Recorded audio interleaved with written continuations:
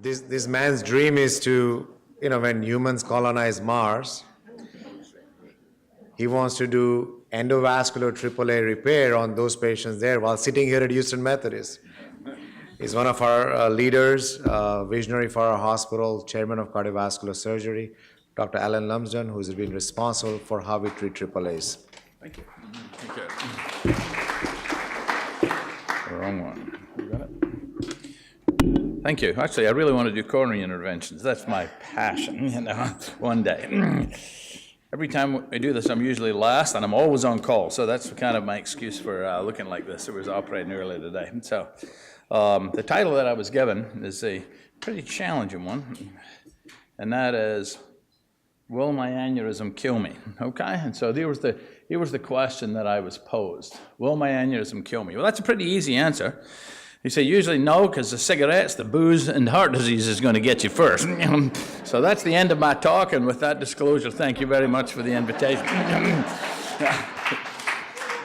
It's a little bit tongue-in-cheek, but happens to be partly true, because we're always weighing up the risks versus the benefit. These are some of my conflicts. Conflict in the bottom left is most of these slides are actually on our YouTube channel. Most of them are pulled from our Cardiovascular Fellows boot camp that we do basically every year, hence the blue background. So let's start off with a little bit of nomenclature, because this, for some reason or other, can be very confusing. When we talk about the aorta, there's really two different patterns that affect it. One is aneurysm. That just means big. Typically, an aneurysm is defined as 1.5 to 2 times the baseline diameter. And then there's dissections. The way I describe that to patients sitting in the office, imagine I've got 2 sleeves, one inside the other, and normally the blood flows through the inner sleeve. And we make a little hole in that inner sleeve, and all of a sudden the 2 sleeves rip apart and blood flows through those 2 channels. That's exactly what happens with the dissection. And then you'll hear people talking about dissecting aortic aneurysms, and that's because it starts with a dissection. You imagine if you rip these sleeves apart, it damages the wall of the aorta, and over time that can get better. So you can have an aneurysm, you can have a dissection, or you can have a combination basically of these different diseases at the same time. I'm going to talk particularly about aneurysms today. And of course, aneurysms are not unique to the aorta. They really occur in a whole bunch of different blood vessels all over the place, in the brain, and in the aorta itself, basically in the visceral vessels and elsewhere. Now, here's a bunch of people, when you look up who died from aortic aneurysm, these are famous actors and actresses who died from it. Top left, who do you think that is? Patton. That was George C. Scott and Patton, when he died from a ruptured aortic aneurysm. Who's the one in the middle? Well, everybody knows who Lucy is. Now, here's the real test. Who's the one in the bottom right? Well, this came up in the Google search. That happens to be Marlon Chambers, and we can't show any of the excerpts from any of the pictures that she happens to have been participating, because she was a star of the adult film industry. And I'm sure I'm going to get an email from Roberta later tonight saying, I can't believe that you actually even talked about this, basically, at a Methodist thing. But the most famous guy who died from an aneurysm, basically, was Einstein. I mean, so it kind of affects the best and the brightest. And you would think these people are smart enough to pick them up. It's because they're usually asymptomatic. And so if we look basically at the prevalence, about 70 to 80% of patients have no symptoms. That's the problem. You see, you're telling a patient they've got a 7 or 8 centimeter aneurysm, had no symptoms. That's the norm. And then when they do get symptoms, most commonly it's back pain. So you ask a patient if they've got back pain, and anybody in the audience had back pain, they all put their hands up, some put 2 or 3 hands up. And so the problem is you're looking for something that's a little different kind of back pain from which they've experienced in the past. Here's your baseline pain. If it changes, we really want to know about it. But the majority of them, even before the rupture, may be completely asymptomatic. When an aneurysm moves from the asymptomatic into the symptomatic phase, you really want to go ahead and actually fix it at that time. And these are kind of the numbers really that are out there in terms of the demographics of these patients. So that's kind of the average number that you get really per year. Much more common in men than women. And it may be that aneurysms rupture at a slightly smaller diameter in women than men. By and large, the blood vessels are a little bit smaller. And this really has not really changed basically over the years. So this is where the most common location of an aneurysm actually is, and that's in the infrarenal aorta. So the 2 pieces of trivia to remember from this are, number 1, the most common area for a ruptured aneurysm is in the infrarenal aorta. The most common aortic emergency is a type A dissection of the ascending aorta, and that is an absolute surgical emergency. And so these are the ones that we're typically basically going to look at, and that's kind of the definition of what these aneurysms are. Another thing that patients will say to you, They'll say, what are you here to see me for? I got 3 aneurysms. I've got one in the aorta, one in the right common iliac, one in the left common iliac. No, they got 1 aneurysm. 70 to 80% of aneurysms, unlike this diagram, extend down into the iliac arteries. It's just a continuation of the one thing. Immediately they feel better. It's the same problem, but they've got 1 aneurysm and not 3. It sounds really good. You treat them all basically at the same time. But 1 in 3 basically will rupture. And the reason we measure diameter, so one of the things that you sometimes see, patients will come in and say, I got a 12 centimeter aneurysm. And some radiologist has measured their aneurysm as 5 by 12. 12 happens to be the length, not basically the diameter. All we really care about is the diameter of the aneurysm. That's what drives the indication really for the intervention. And the mortality rate from a ruptured aneurysm has changed very little, but 50% of these patients will die before they ever reach the hospital. And so it kind of, you know, when you reach the hospital, you're already a survivor at that particular point in time. And the annual risk of rupture, this is kind of complicated, but here, by and large, most aneurysms grow on average of about 4 millimeters per year. That's an average. And so if you see a patient who's got a 4.5 centimeter aneurysm, chances are within a couple of years they're going to be into that size threshold that we would go ahead and intervene on them. But they do have staccato type growth. Some of them grow fairly linearly. Some of them basically stay stable, and then basically they rapidly accelerate. And so the 2 pieces of information are what is the rate of growth of the aneurysm. If we see an aneurysm which has jumped to my 8 millimeters in a year, chances are you should probably go ahead and fix that patient. And then I'll give you some of the critical numbers that we use for making a decision about them. So again, these are kind of the risk factors. One of the question that comes up on our SV, Society of Vascular Surgery boards, is what is the greatest risk factor for getting abdominal aortic aneurysm? Smoking. What is the greatest risk factor for continued growth of an aneurysm? Smoking. So part of this basically is managing their risk factors, and that is blood pressure control, smoking cessation, if at all possible. That's the single most important thing that you can do. The genetics, they can't really do a whole heck of a lot about it. Sometimes they have familial type patterns. They're not strictly inherited by any stretch of the imagination. And those are kind of the main things you can do. There's some evidence that they put in patients on statins may slow the rate of growth of aneurysms. That's basically a little bit controversial. So when you examine these patients, sometimes they come along and say, I can feel my heart in my stomach. And we know where the aorta divides, surface market, divides at your belly button, okay? The aorta is not in the lower part of your abdomen. Where that aneurysm is between your xiphoid process and your umbilicus. That's where you feel it. Now, in skinny patients, you can feel your aorta when you feel pretty deeply in the abdomen. But in bigger patients, you can actually feel this pulsatile, expansile pulsation. And that's really where, if they're going to get symptomatic, number 1, they present with back pain. Number 2, they present with epigastric pain. Same places you're going to get gallbladder disease and peptic ulcer disease, and all of these other things are actually going to be there.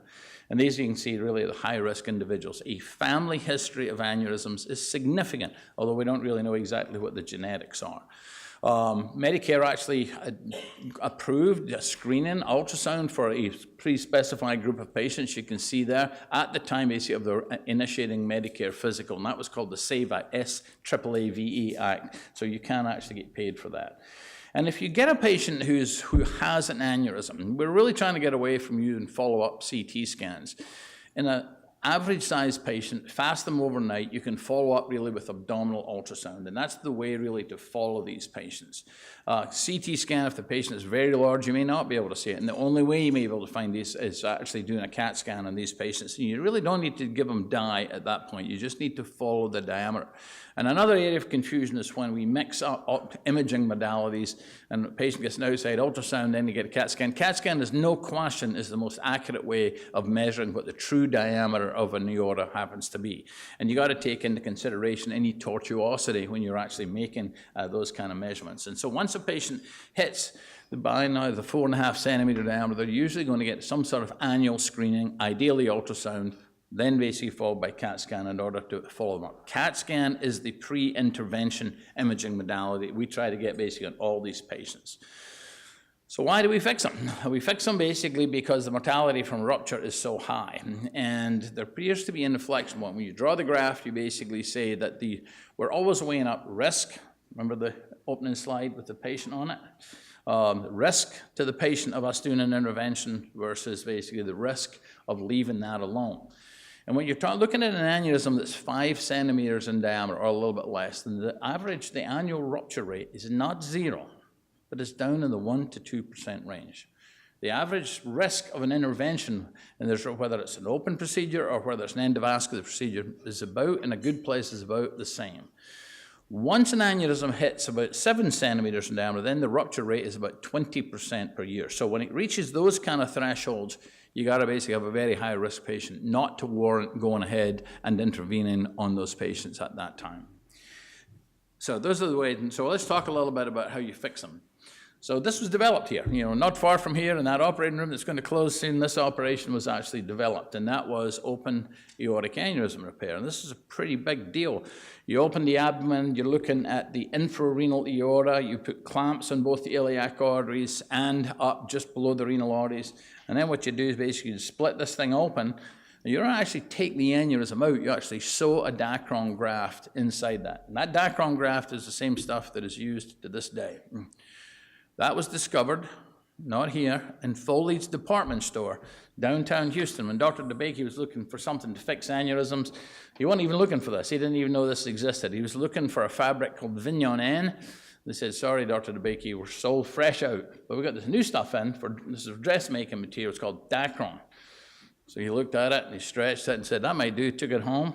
It was a flat sheet, sewed it up on his wife's sewing machine. And when he presented this, and I heard it over at Baylor, he said, so I applied to the IRB. I was the IRB.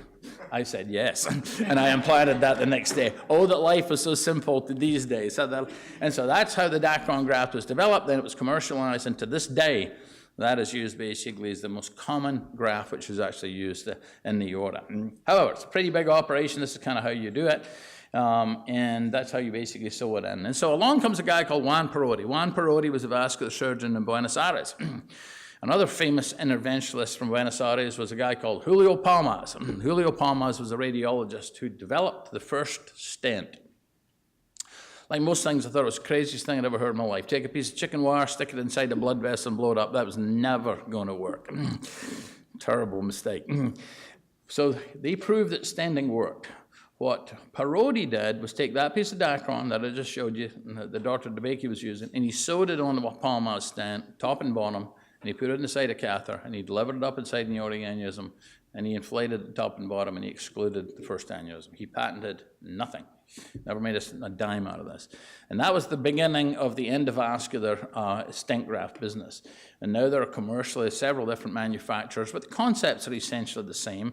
They really go in as two pieces. Let's see if this works. I'm doing here. So basically what happens is, you can see that. So essentially it goes in as two pieces, a little short leg and a long leg, and then you deploy it inside the aneurysm in the way that you can see here, and then you come up from, in this case, the left leg. You kind of fish out the little short leg, and you put an extension down there, and we can establish the same kind of repair as was being done in that open operation, but this time it can be done from an endovascular standpoint. Much smaller procedure. And so when we talk to patients, basically it's pay now or pay later. You do an open repair, which is probably now being underutilized. You pay up front. You're in the ICU for a night, you're in the hospital for a week. It takes you 2 months to get back to normal and get rid of all the weird aches and pains that we surgeons can manage to create. The endovascular repair, you're going to come in, you're going to have it done today, and you probably go home tomorrow. Much more maintenance long term. About a 15% re-intervention rate in the first 18 months because these things don't seal top and bottom. And if you live more than 10 years, you'll start to see these survival curves start to divert in favor of open surgery. And so that's a discussion. Almost everybody, despite that, basically opts to have the endovascular repair. And that's very reasonable in the majority of our patients who really have limited longevity.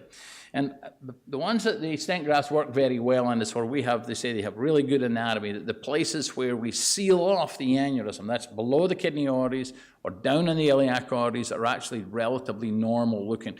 Because these devices work by what's called a pressure fit. So if this is the aorta, you put a device inside and it has to push up against that to seal. Much the same way in TAVR, for example, sometimes it's calcified, sometimes it's irregular, and you get these little leaks that occur alongside it. That's the imperfect part of that in terms of issue, and you have to follow these patients up long term. One of 3 things happens to an aneurysm when you put a stent graft in it. It stays the same. That's probably the best thing. It gets smaller, it shrinks. And everybody loves to tell the patient the aneurysm has got smaller, but that stent graft is fixed inside that aneurysm, and as it shrinks, it bends those components. Every now and again, they pop apart, or what was sealed, they lose that seal. So you're on the hook forever in terms of us following you up if we put one of these stent grafts inside it. And so that's kind of some of the issues that you can get. Now there's a whole classification system for why we have what are called endoleaks.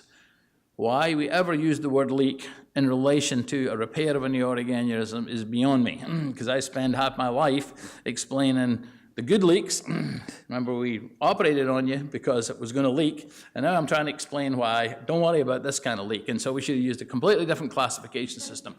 But by and large, you know, the so-called type 1 endoleaks are where blood is flowing straight into the aneurysm sac alongside the stent graft. That's not good. They're high pressure.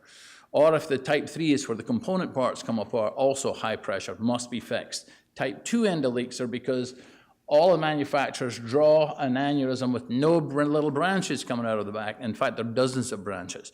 And that's kind of the Achilles heel of this, is that blood reverses and comes back inside these lumbar arteries. And we see that in a CAT scan. Most of the time, we don't have to do anything, but if the aneurysm is getting bigger, then there's a whole industry. Just in finishing, just to finish off, of course, I've really not talked about thoracoabdominal aneurysm, much less complex, much less common, much more complicated.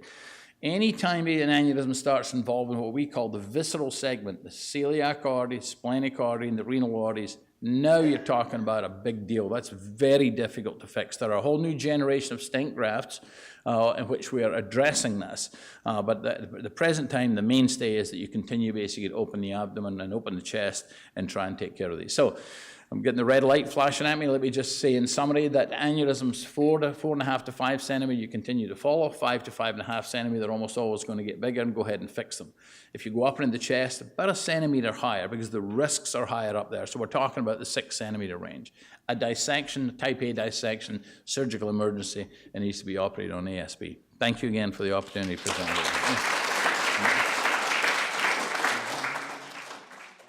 Thank you, Dr. Lumsden.